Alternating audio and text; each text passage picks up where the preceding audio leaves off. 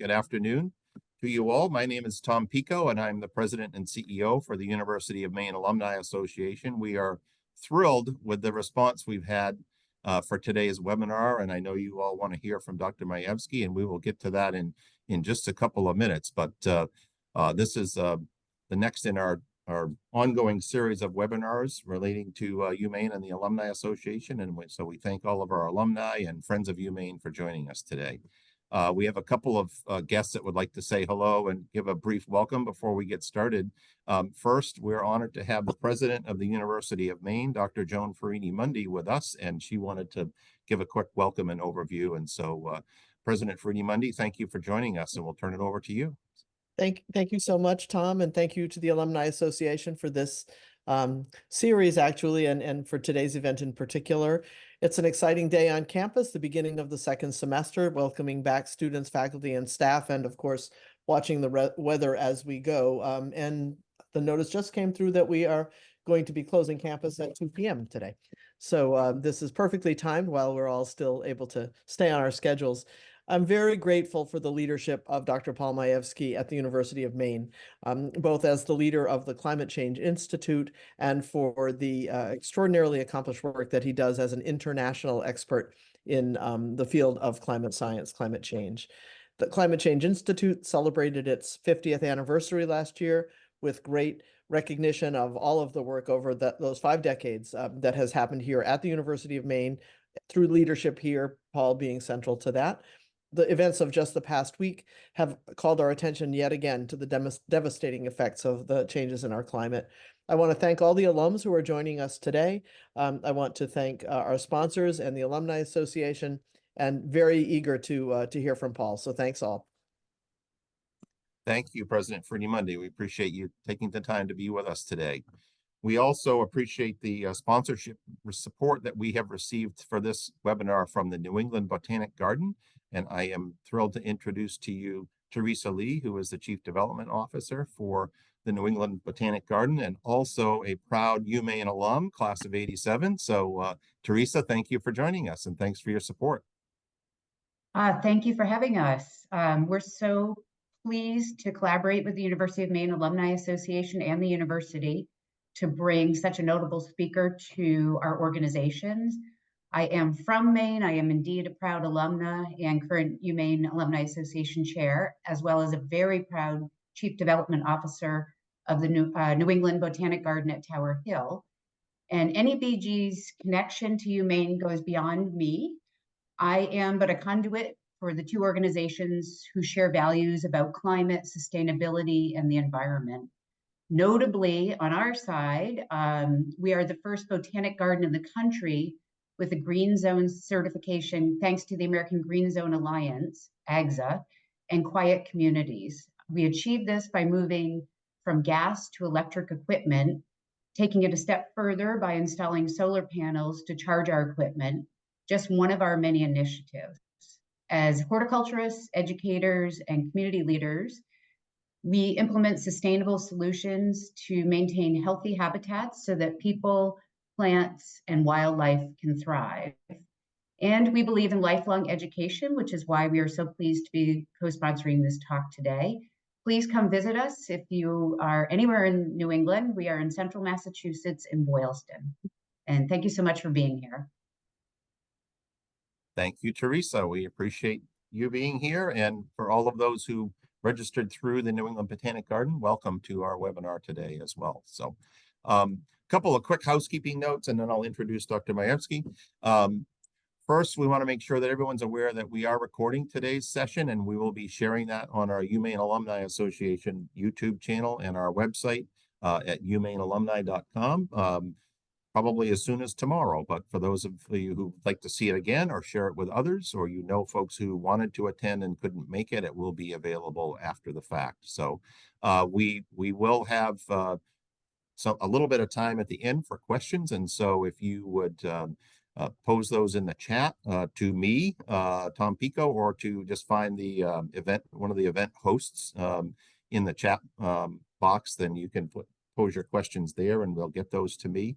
We clearly probably won't have time for all the questions that you might have, but we'll do our best at the end to get to as many as we can before 1 o'clock when we wrap up. And then for today's speaker, let me introduce you. It's our pleasure to have Dr. Paul Andrew Mayewski, who is the Director and Professor of the Climate Change Institute at the University of Maine. And he is a distinguished professor in the schools of Earth and Climate Sciences, Marine Sciences, Policy and International Affairs, and the Business School and Law School. He is an internationally acclaimed glaciologist, climate scientist, and polar explorer, leader of over 60 expeditions to some of the remotest reaches of the planet, including many field seasons traveling across Antarctica, covering more than 25,000 kilometers, more than 100 first ascents of mountains in Antarctica, traverses over Greenland and many field seasons at high altitude throughout the Himalayas, the Tibetan Plateau, and the Andes. He has more than 475 scientific publications and 2 popular books called The Ice Chronicles and Journey into Climate. He's appeared, as you may have seen, many times in media such as the New York Times, the LA Times, and on a variety of television programs, including the Emmy Award-winning Showtime series, Years of Living Dangerously. Dr. Mayewski, thank you so much for being with us, and the floor is yours. We'll turn it over to you. Thank you very much, Tom, and thank you everybody for joining. Let me just do screen share here, and oops. I thought I'd start with this slide because this shows you what today's weather looks like about halfway up the atmosphere, what the winds are doing. And the best way to explain this is that typically, you can see my pointer, typically the winds would go pretty much straight from west to east. There wouldn't be so much wiggle, and there certainly wouldn't be all of this breakup. So we clearly are in a very interesting weather pattern. And we have been in this pattern for not just the last few weeks, but actually several years now, although this is particularly dramatic. So the big question, of course, is how did we get here? And that's what this presentation is about, our journey into understanding climate change. I'll start with brief discussion about our institute, and then talk a little bit about the things that we've done, the accomplishments, and then talk about what we're about to do in the coming future. We are 50 years old, as President Frinamundi just mentioned. We are interdisciplinary, physical, chemical, biological, and social aspects of climate. And there are many other institutes in the world now that study climate change. We're one of the oldest. What we do, though, is a little bit different than what some of the others do. We do, like them, look at the present climate, which is roughly 100 years of recorded record and obviously remotely sensed satellite data. The thing that we do that's different than most is we also go and look at the past in order to understand what the dynamic range of climate has been as possibly an indicator of what will happen in the future, which it turns out to be. And we're also particularly interested in learning about and contributing to an understanding of what the future will be. In the process of looking at the past, the present, and thinking about the future, we've developed new technologies, new software, new approaches, and I can only focus on a little bit of this in the time that I have, but I'm going to focus primarily on the one on the left here, which are ice cores, which we collect from all over the world to understand past climate. I'll be using some of the software, Climate Reanalyzer. In fact, the picture I just showed you was Climate Reanalyzer. Get about 6,000 hits a day. And I'll talk a little bit about what the future will hold for us. We're very, very proud of the fact that we have been able to send undergraduates and many, many graduate students into the field all over the world. Introducing them to new cultures, new environments, and including them and making them, in fact, junior colleagues in many of the things that we do, if not all of the things that we do. We are proud to be part of the University of Maine R1 designation for research. And as we all know, the research at the University of Maine has a global impact, and we hope a local relevance. And our way of demonstrating it in the Institute is to show you these red dots, which are all of the places around the world that we have worked as an institute. And the blue star, of course, is Maine. And we try to bring as much of the knowledge that we gain from these places back to Maine while also working in Maine in order to make contributions. We like to think that our goal is, or actually our flag, our motto is exploration and discovery. This is exploration, not just in the physical sense, going places, going to places that people haven't been before, but also exploration in science, and certainly discovery when it comes to science and also new locations. So this has really been a hallmark of the way we function for the last 50 years. We're very proud of the fact that we've taken the leadership role in many different programs. I've just focused here on what we call the 3 poles, not just we, but actually the world has now begun to. The Arctic, we've run large programs there where we've actually been in charge of 25 other US institutions in the Antarctic, where we organize 21 countries, and in the high mountains of Asia and the Andes. Most of this work was funded by the National Science Foundation, but also by many other organizations, including National Geographic. So let me start with the major scientific contributions that the Institute has made in basically reshaping our understanding of climate change and also revising approaches to the study and even the way we think about climate change. In particular, ice, not for everybody in the Institute, we're rather large, 135 people, but for many of us, ice is one of the most important mediums that we deal with. And why? Because ice is in fact a sentinel for climate change. Ice responds to changes in temperature, changes in precipitation. So it's the very best recorder of what we're doing over multi-year time periods. The red ellipses that you see are all of the places on the world where there is ice, and those are all of the places basically in the world, almost all of the ones that we've worked in with the red ellipses. Ice is also particularly important because it is a primary control of sea level. The sea level can go up and down tens of meters as a consequence of whether or not ice glaciers get larger or smaller. It also is a water resource. Ice is a water resource for more than 15% of the world's population. And it is also a source of very robust climate records. And these records come from all of the places with the ellipses. And the one that I'll point out right now is the one in the right, the highest glacier on Mount Everest, called South Col Glacier, where we have the Guinness World Record for the recovery of the highest core in the world, a little bit over 26,000 feet. So where did this all begin?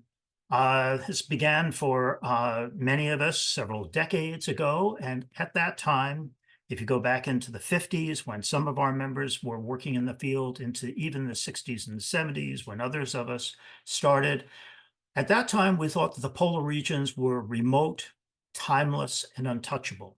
The red arrow that you see is pointing in the direction of the mountain off in the center of the picture. That mountain is Mount Erebus, the only active volcano in Antarctica. And Antarctica is, just to give you some perspective, 1.5 times the size of the United States. On average, it has about 9,000 to 10,000 feet of thickness of ice. And what you're seeing is a view from an aircraft flying into the US base. And that mountain, Mount Erebus, the volcano, is 15,000 feet high. The ice slab that you see coming out is called the Ross Ice Shelf.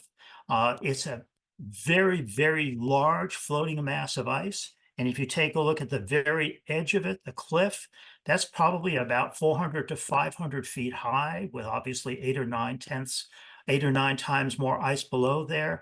And the icebergs that you see in many cases are the size of city blocks. Some icebergs that come off the Antarctic ice sheet are as large as Rhode Island. So this is an unbelievably large place.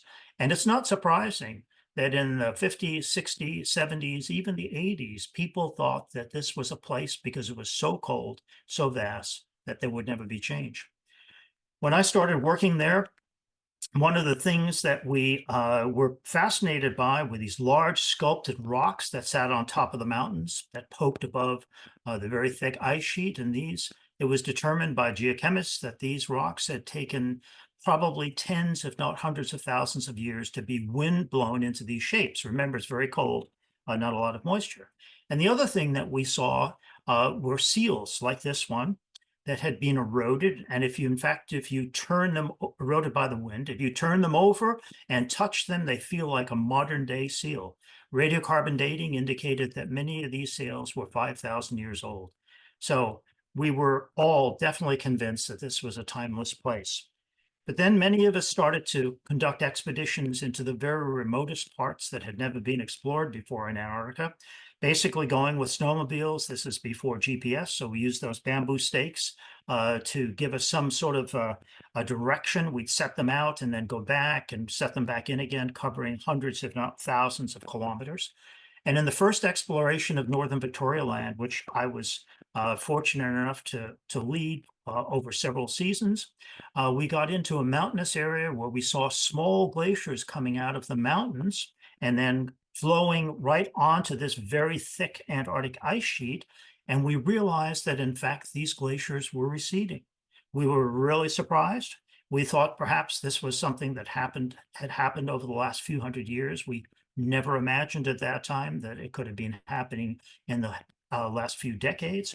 And therefore, it was a great shock. We found out that Antarctica is not timeless. Even this vast Antarctic ice sheet could be impacted by changes in climate. Spent several seasons in working in the Antarctic. And one of the things that drove me there was that it was so remote. There were no people, but at a certain point, you begin to think, is the research that you're doing having any relevance to people?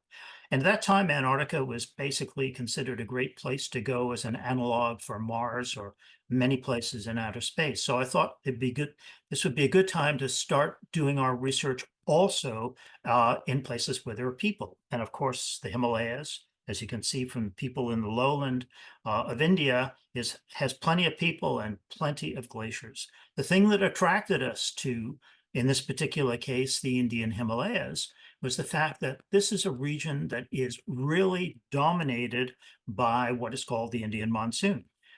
During the summertime, these blue arrows push air from the Bay of Bengal and the Indian Ocean into India. And during the winter, this white arrow shows you air masses coming off the Tibetan Plateau, very cold and very dry. And the alternation between very cold and dry and warm and wet is the Indian monsoon. When it's too strong, when there's too much moisture going into India and the Himalayas, there's flooding. When there's too little, there is drought and starvation. So this is a driving control for a very large portion of the population, at least 2 or 3 billion people. Started to work in the interior of a place called Ladakh in the Himalayas. In fact, it's right up where that star is. I forgot to show you. Very remote area, very rarely visited by foreigners. We were some of the first, if not the first people to make our way into this highland village. And believe it or not, the people are sitting on top of their homes. The conditions here are very rough in the winter, barely open to travel other than about maybe 4 months of the year. Was able to enlist some of the local people to help us carry our loads up to a place that would eventually be where we would go eventually to 20,000 feet. And I somehow very naively assumed that because there were glaciers not too far from these people, as you see in the background, that they would know the way to the glacier that I was interested in going to. They didn't. They had no reason to go there. There were no crops. They couldn't have their animals there. So we had quite an adventure making our way originally to the Nunkun Plateau. And you can see in the lower right, a team of us making our way gradually up what would eventually be 3 500-foot ice falls that you have to climb over. It took many loads to make our way up there. We were not the first people to go there. I discovered this site because I saw a picture that was taken by Nancy Bullock Workman. She was a very famous climber at the turn of the last century, and she did a great job of photographing many of these places. And by looking at her pictures, I could tell that this looked like a promising site. So we went higher and higher, eventually getting up to the plateau, which is close to about 20,000 feet. And if you look in the lower right, we were very excited to see these dark layers, because these dark layers would tell us that this was a wintertime Tibetan dust signal, and therefore we would be able to tell year by year something we hoped about the monsoon if we drilled an ice core. Well, we did drill an ice core. It was a lot of hard work, and it turned out to be interesting. But the most important thing that we accomplished in that early expedition was being on top of the Nunkun Plateau on a day when the wind was coming both from the Tibetan Plateau and from the Indian Plains, and it was precipitating snow. So this seemed to be an ideal opportunity to see whether or not there was a chemical signature that was carried in these air masses. Was there a chemical fingerprint? Because if there was, then we can tell times when there was stronger monsoon, weaker monsoon, and many of the things that went along with the monsoon. And the answer is it snowed from both sides. Once the fresh snow had stopped, we made our way from about 20,000 feet down to 10,000 feet, collected snow on the way back up, went back to our camp at 20,000 feet, brought it back to the university, did the analyses, and sure enough, there was a chemical signature. It seems pretty obvious intuitively that this would have happened, but being able to prove it and demonstrate that it was actually captured in the snow was a big deal for us. Today, of course, we have satellite imagery, and we can tell from clouds which way the wind is blowing all over the world. If you look in the upper left, you'll see this particular animation. It's my favorite. Comes from 2006. So you can see the clock moving along. And what they've done is to colorize the clouds based on at least one chemical that is prevalent in that cloud. Not all the chemistry in that cloud, but one. So first of all, the red ellipse that you see is the Himalayas, where, of course, we were working. And you'll see white smoke, looks almost like making its way into the Himalayas. That's from all of the pollution, sulfur being emitted from India. You see the very same smoke coming off Asia, the very same smoke coming off North America, and Europe, sites where there's a tremendous amount of pollution. Going down, you see the orange. The orange is going from east to west. This is Saharan dust. And Saharan dust can make its way into the Amazon, where it actually helps fertilize the Amazon, even can make its way into southeastern United States. You can see other forest fire dust activity coming off the Andes.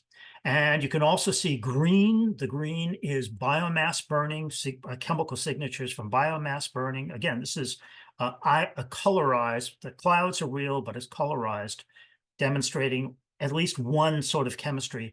And here, the blue in the southern hemisphere and the blue up here are representing sea salt. And what you see, of course, is this sea salt going around like this. This is the Icelandic low that brings us northeasters.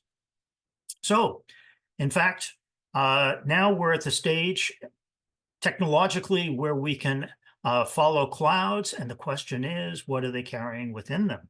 Well, those clouds are important because they carry within them cold air, warm air, wet air, dry air, pollutants, and they also impact surface ocean currents. And if you know which way the wind is blowing, you have a pretty good idea of what you're in store for, which is the way the forecasts are done. Air masses come from the south to us in Maine. It'll generally be warmer. So if you can capture these, as we do in ice cores, and this ice, the vertical red rectangle here is to simulate an ice core in an ice sheet. We've drilled down as far as 10,000 feet in the case of Greenland, and we've also drilled ice cores in the Himalayas, the Andes, a variety of other places. And from this, we can gain great perspective going back in time, not just decades, not just hundreds, but thousands. And in fact, we have ice in our freezer that goes back 1.5 million years. And I like to say that everything that's in the atmosphere has the potential for being captured in ice, and therefore it locks in a history of past temperature, greenhouse gases, strength of ocean circulation, agriculture, deserts, volcanic activity, meteorite impact, industry, on and on and on. It's a remarkable resource. And as I said, the records can go back back in time quite far. And now we have developed new technologies that literally allow us to understand going back storm by storm, not just year by year, not season by season, but actually storm by storm. So one of the things that I was honored to be involved in was the leadership of a very large program in Greenland, sponsored by the National Science Foundation, in which we developed the longest record year by year, going back 110,000 years in that Red Star area, which is in central Greenland. This was in the late 80s to the mid 90s. What you see on the upper right is the dome that we built. We also built a camp, which still exists and acts as a year-round station at about 10,000 feet in the middle of the Greenland ice sheet. And because this was the first 110,000 year long record of climate change that could actually be defined year by year, we were able to learn some very important things that, as it turns out, became very important in determining or understanding what was going to happen in the future, and the future is right now. So we were able to answer the following questions, which I'll go over very briefly with the next few slides. How fast can climate change? How small a change in climate is important? After all, if you only saw a 1 degree centigrade change, would that make a difference in your life? If you were sitting in your house and the temperature dropped by 1 degree centigrade, you would barely notice the difference. Could it actually make a difference on a grander scale? What forces climate to change so fast? And how do atmospheric circulations patterns change with warming in particular, because that's what's happening today? So let me answer the first question. The answer to the first question is that we used to think that climate took hundreds of years to change. And if that was true, that would mean that no matter what you put into the atmosphere in the form of greenhouse gases that keep heat close to the surface of the Earth, it probably wouldn't have much of an effect. We discovered that climate can change faster than a political cycle. And all of a sudden, that completely changed the way the world thought about climate, or at least the scientific community. It's called abrupt climate change, and it is a change in the climate that operates in less than 5 years. And depending on where it occurs, it can lead, in this particular case, 2200 BC, to the collapse of civilization, because it prevented winds that normally brought moisture coming into ancient Mesopotamia from doing so very, very rapidly in a matter of 5 years. Civilizations, cities don't last very long if they don't have water. And what's particularly interesting about this is not only was it one of the most dramatic abrupt climate change events of the last 10,000 years, which is roughly the time period that climate looks as mild as it is, and we're not covered by glaciers, but Mesopotamia is where modern-day Syria and Iraq are, and the underpinning for much of the unrest in the Middle East in those regions has had to do with drought. So in fact, it happened again, and it happened actually quite quickly. Another example is the abrupt climate change that allowed the Norse colonies in 1000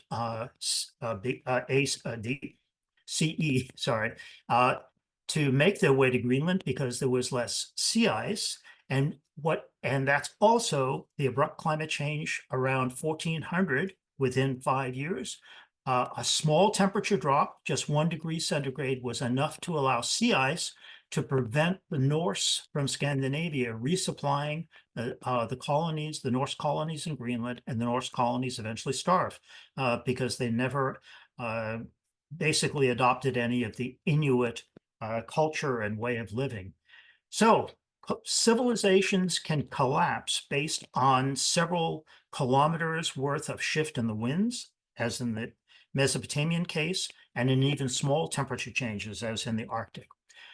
So why does climate change? Why would there be an abrupt climate change? Climate changes for a whole series of factors, and CO2, greenhouse gases, are certainly an important one. But in the past, that was not the driving force for abrupt climate change. In order for it to be a driving force, it would have had to have occurred fast, and it would have had to have been a big change. This is an ice core record which we did not collect. It goes back 800,000 years, And it shows you with the red squiggly line going from 800,000 years ago, basically to the last few decades, that the range of CO2 has been rather stable. All of a sudden, in the last few decades, we see a rise in CO2 that is 1.5 times, makes it 1.5 times higher than the base level. And what I think, although it's not talked about that much, is particularly important is that this rise in CO2 and methane and other greenhouse gases occurred 100 times faster than it had anything recorded in the last 800,000 years. This is unprecedented in human history, and it is enough not just to contribute to an abrupt climate change, but to trigger an abrupt climate change. So what does this climate change look like? If we take a look, for example, using Climate Reanalyzer, at the time period 1996 to 2013, which is a period, one of the very early periods of very rapid change, minus roughly the last 15, 20 years or so, we see that the warming is not equally distributed around the planet.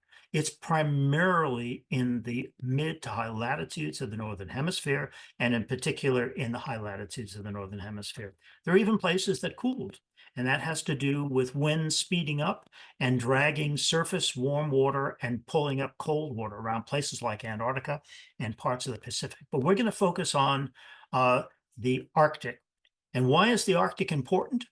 Because the Arctic is an ocean that's covered by ice, sea ice, as opposed to the Antarctic, which is a large continent that is surrounded by sea ice. And sea ice is usually never thick. It's typically not more than 3 to 10 feet thick. And as you can see on a seasonal basis, it can come and it can go. And this is particularly important because when sea ice is present, as in the lower left cartoon, incoming radiation is reflected by this very white surface. In some cases, 100% of the radiation is reflected. You can convince yourself of this by walking outside after the snow falls, going from a dark area, a paved area, maybe onto the snow, and you'll immediately feel it getting colder. When you remove that sea ice, which happens every year, and then it grows back again in general, when you remove it, even more of it than usual, not only do you expose the dark ocean, because it's dark, absorbs incoming radiation, therefore it can heat up, but as importantly, if not more importantly, it gives off the heat in the ocean. That heat is no longer capped. This means that the term is called polar amplification, and it means that a place like the Arctic, because of the loss of sea ice, can warm 3 to 5 times more than the rest of the planet. Tremendously uneven heating. And if we look at the time period 2007 to 2012, within that time period, you see this very reddish area, that's the Eastern Arctic. It experienced a 5 degrees centigrade increase in temperature, equivalent to 9 degrees Fahrenheit, in 5 years. This is the first abrupt climate change of the modern era. Because of its magnitude, because of its timing. It is not as large as the one that was similar to it at the transition between the last glacial and modern day climate 11,500 years ago. So this is a sort of a small version, perhaps a beginning version of how fast the climate can change when you have, in the case of the last glacial, a lot of ice and a lot of reflection of radiation. But turning to the modern situation, this abrupt climate change is something that we expected would come, but we didn't know exactly when it would come. It's here, and it has had a tremendous impact. What it has done is to change the patterns of the jet stream. And we started today with that very strange jet stream pattern. What happens is under normal conditions, to the left, when the Arctic is very cold and relatively the mid-latitudes are warm, the jet stream creates a very strong barrier, preventing cold air from going south, warm air from going north. When you warm the Arctic, you decrease the temperature gradient, and that allows warm air to push farther north, cold air to come farther south. And the example that we started with is far more dramatic than the one I've even shown you on the right. This means that you're sending warm air where it normally isn't, precipitation some places, dry air other places.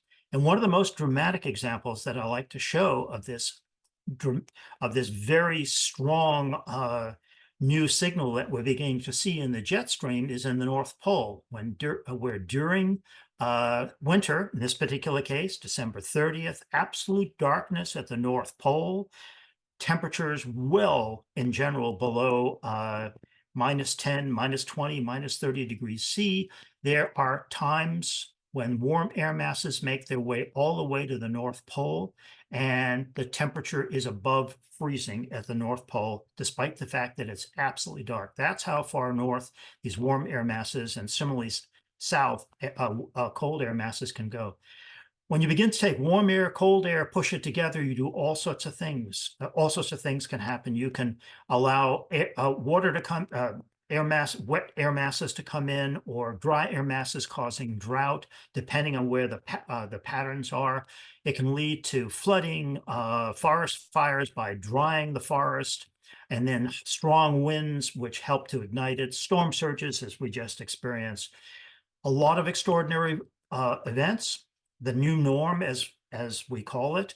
And in fact, based on the storms that we've received in the last couple of weeks, we might even have a new norm in terms of a warm Gulf of Maine, strong winds, creating the situation that we've seen recently. The other thing we've been looking at with a lot of these ice cores, as represented quite generally by these stars, is the distribution of pollutants injected into the atmosphere by human activity. We found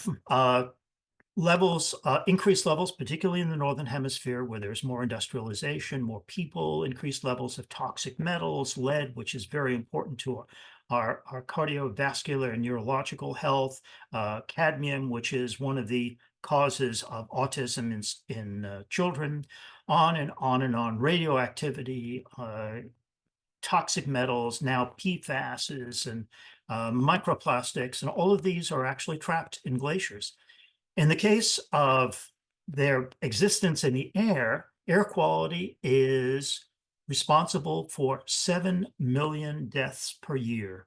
Remember, in the last 3 years, we lost close to 5 million people from COVID. This is 7 million people a year. 1 in 10 deaths worldwide are a consequence of poor air quality. With these ice cores, we have been able to show how much air quality has changed over the last few hundred years. In some cases, lead levels have been emitted in Europe and Asia for more than 2,000 years. And these have, as I mentioned earlier, a dramatic impact. So the ice cores capture a tremendous amount of information. We tried to bring a lot of this back to Maine. In 2009, we were tasked by Governor Baldacci to put together the first report for any state in the United States. Obviously, it turned out to be for Maine. And we've updated that report quite regularly. And it eventually turned into the physical basis section of Governor Mills's Maine Climate Council report, which is an amazing document that not only takes the physical basis for climate, it talks about prediction, impacts on all sorts of commodities within the state and people, and ideally policy decisions that will help to reverse this. What we brought to the table was not only an understanding of how climate had changed in Maine, but also the concept of abrupt climate change, the role of humans, and impacts. So climate change, at least in my opinion, is the greatest security issue of the 21st century. It impacts our health and resources. It impacts our economy, catastrophes, as we're seeing obviously right now, geopolitics, as I suggested, with the opening up of a whole new ocean, the Arctic Ocean, water tower countries that are highly dependent on water availability from melting glaciers, climate refugees. Every single one of these subtitles is something that our institute has either made a good contribution to or has been involved in. Let me now talk about the latest and emerging innovations and approaches that we've been undertaking at the Climate Change Institute. First of all, for the University of Maine system and the University of Maine, we, with the help of President Ferrinimundi and others, put out a survey called the Climate Challenge Consortium, C3, in order to find out how many faculty and staff in the University of Maine system are involved in climate change research in one way or another, biological, social, et cetera. It turns out there are more than 400. We are, as a system, and in particular as a university, a powerhouse in terms of climate change.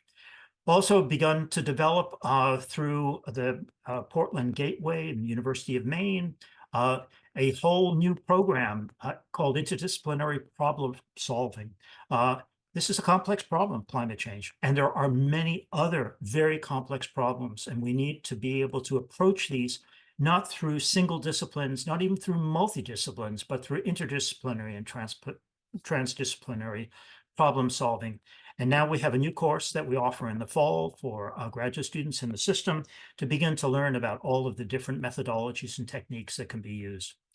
We've been partnering with the Maine School of Law, particularly in the Arctic, in addition to all of the work that our institute and university does in the Arctic, to understand the role of the Arctic in a warming climate, and in particular with the law school, because Greenland is changing. It is a country that wants to break away from Denmark. It is a country that now suddenly has resources, rare earth metals that everybody's interested in. It's always had a very productive ocean for fishing, and now it's adjacent to an entirely new ocean that is evolving, the Arctic Ocean.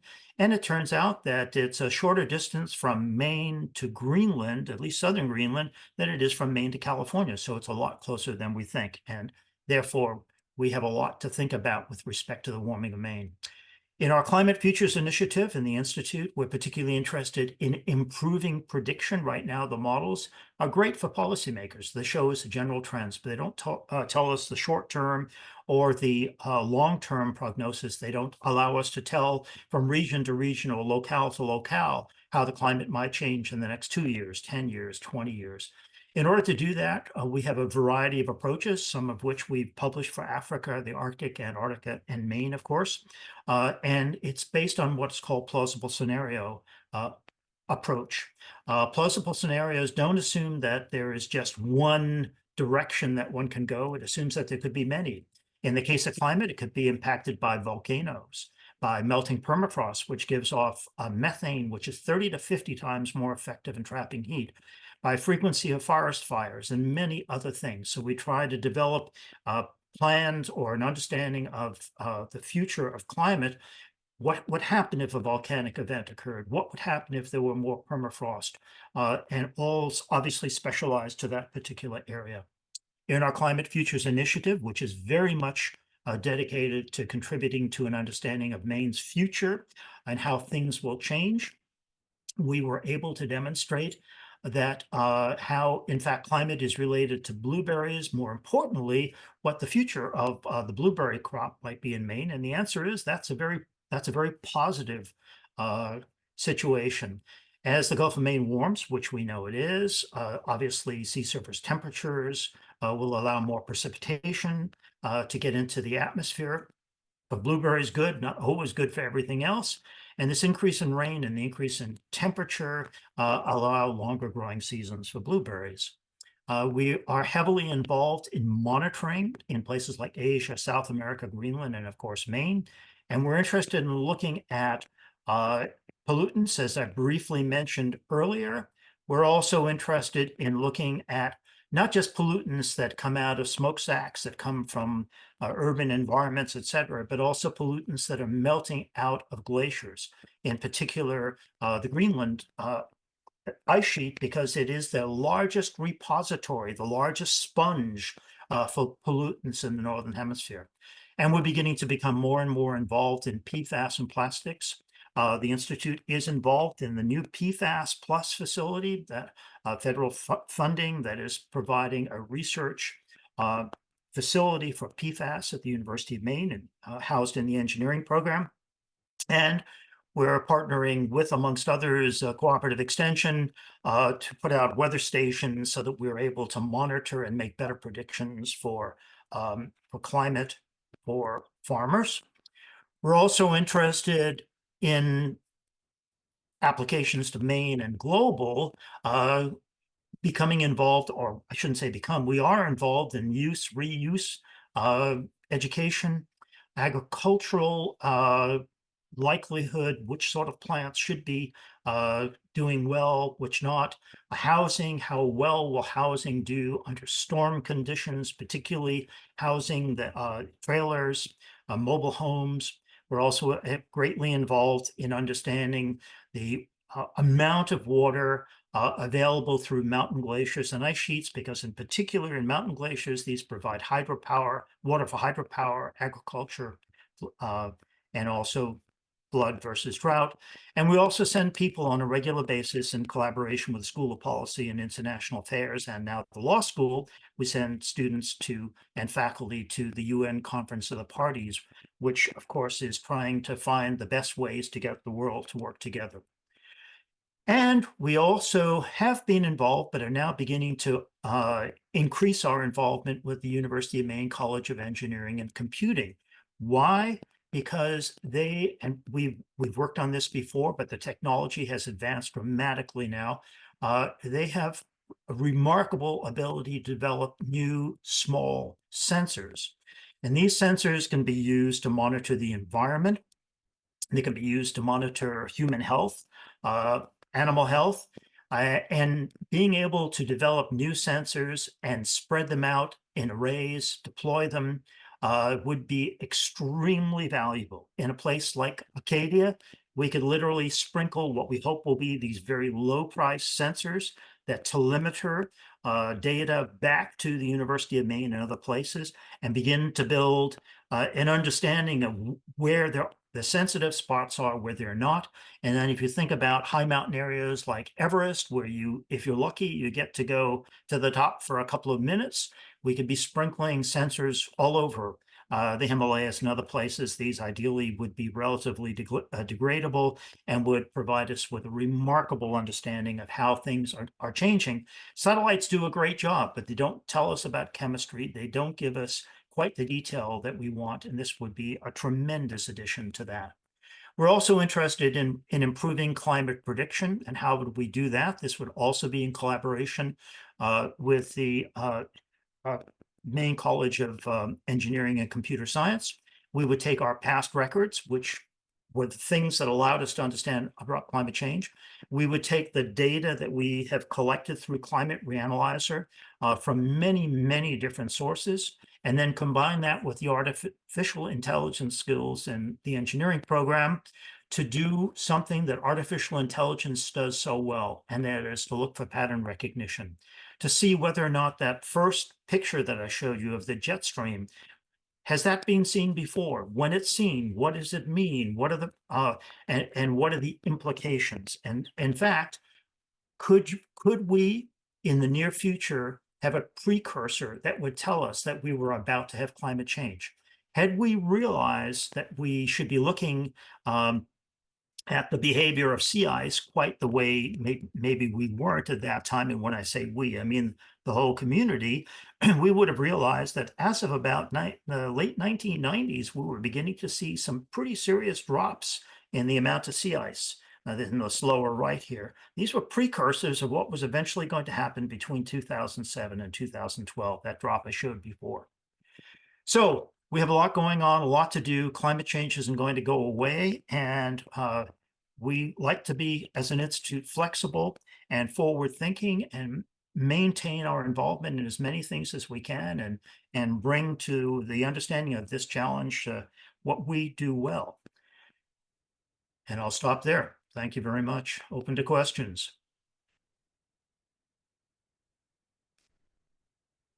Great. Thank you very much, Paul. We really appreciate your presentation. Fascinating. And it is amazing to see the many things that we're doing here at the University of Maine to be a leader on this topic. So, and thanks to your leadership, we appreciate it.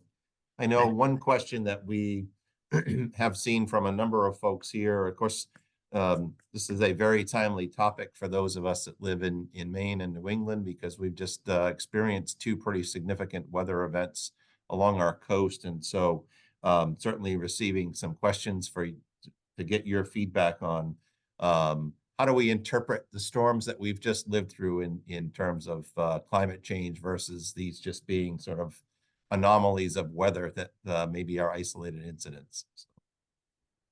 That's an excellent question, of course. And one always asks oneself, is what we're seeing just part of a pattern, or is it an anomaly that could occur at any time, having nothing to do with what humans have done?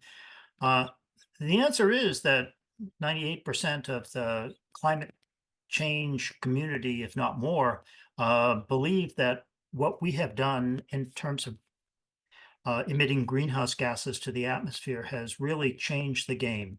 Now, when I say change the game, it doesn't mean it's changed the way climate is controlled. It's just changed which parts, which of those controls has increased or not.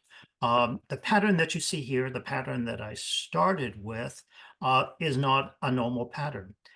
It's a very unstable pattern, and in many ways, it's a very anomalous pattern.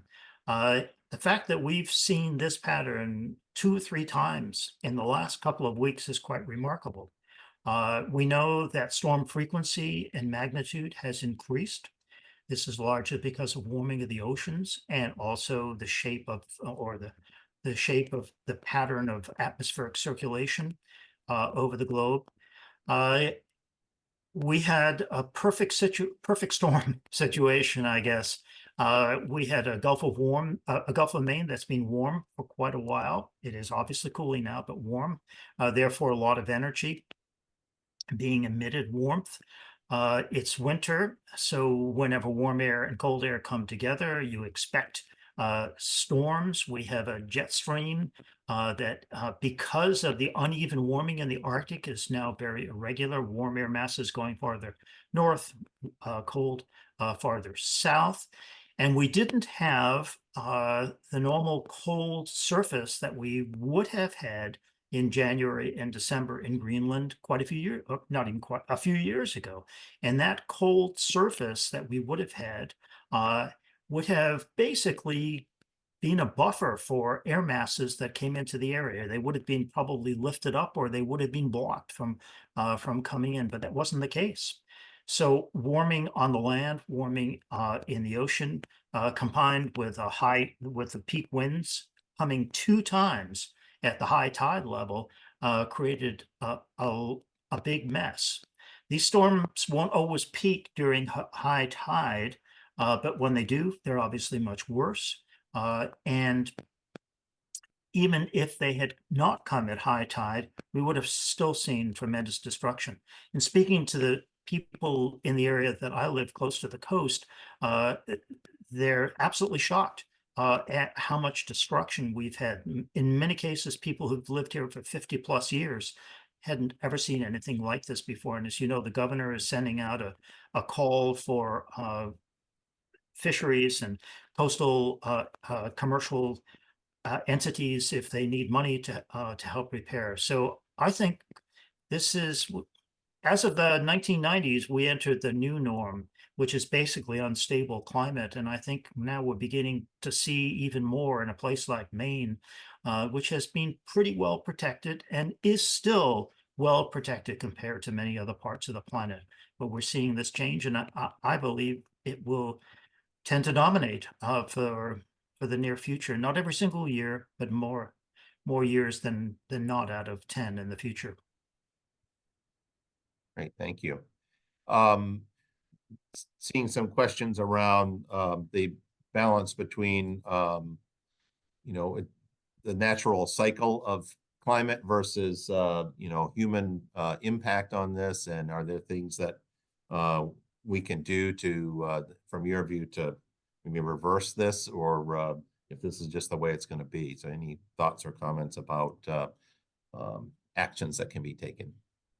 Well, first, natural versus the cycle we're in now, the more humanly forced cycle. All models would, if you take a look at the models without introducing greenhouse gases, we would have been over the last few decades still in what was called Little Ice Age, which was a time period when temperatures were on average about 1 degree centigrade colder. This is a time throughout the coast of New England when the bays were frozen. You could drive from Castine, Maine, over to Camden across the Penobscot with a car. That's not the case anymore. There's no doubt that what we've experienced in the last few decades is not part of a natural cycle. What can we do? Well, at the global scale, obviously trying to develop trying to reduce greenhouse gases is particularly important. I think we really need to keep our eye on the Arctic. This is the next big climate explosion. I think that's going to happen as the Arctic begins to warm. If we can't begin to slow down the warming, we'll see a much more dramatic rise in temperature as a consequence of methane, which, as I mentioned, is much more effective in trapping heat. Now, this all sounds, and of course, we're in the midst of relatively poor air quality historically. This all sounds a bit depressing. I understand that, but I don't actually think it is depressing because at least we know the direction that we're going. At least we know that we can clean up the air during 9/11 and more recently during COVID. Once you begin to reduce emissions in the atmosphere, air quality cleans up in a matter of days.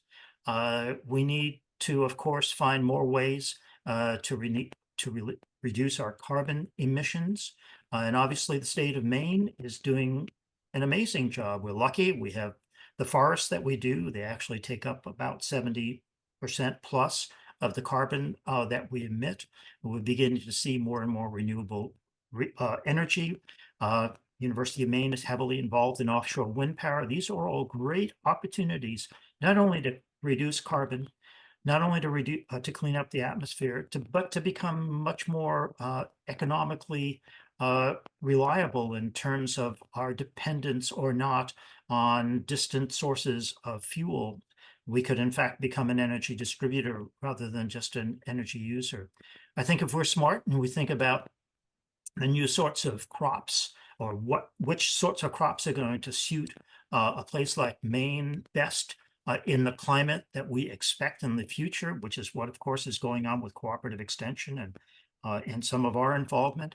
If we think about where the most likely areas are, not only in Maine, but in the world that are going to be hit by dramatic change. This is everything from the South Pacific Islands to the more arid countries, and begin to think about how we distribute and or work with funds and or distribute with these people.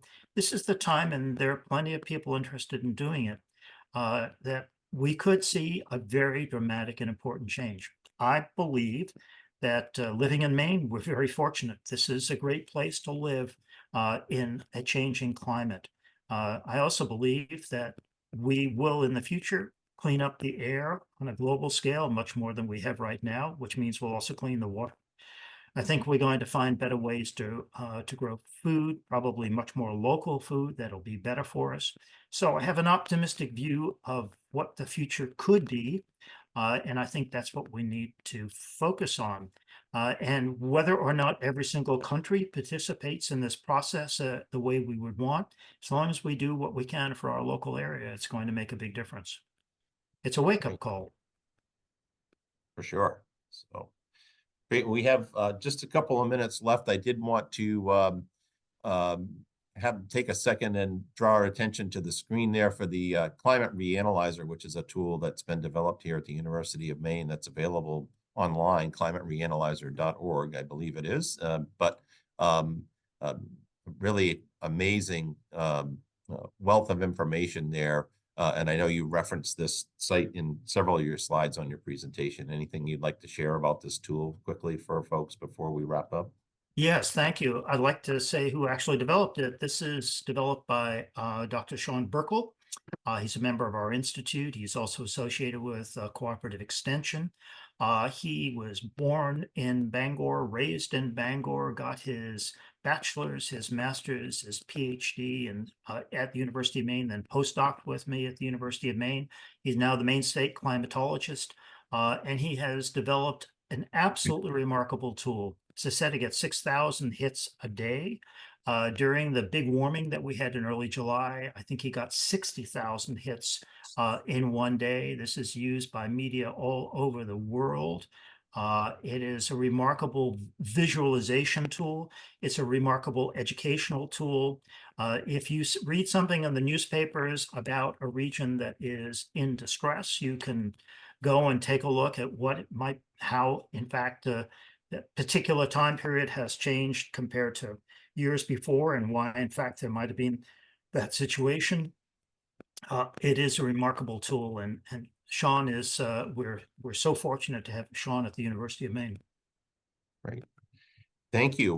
We are right at closing time here, so I wanted to just thank everyone for coming. Thank you very much to Dr. Paul Mayewski from the University of Maine for sharing this wealth of information with us and for your leadership. Thanks again to the New England Botanic Garden for partnering with us to sponsor this presentation. And we will make this available online on our website, available to the public at umainalumni.com, so you can share with others. So thank you, everyone, for being with us today. Have a great day. Thank you.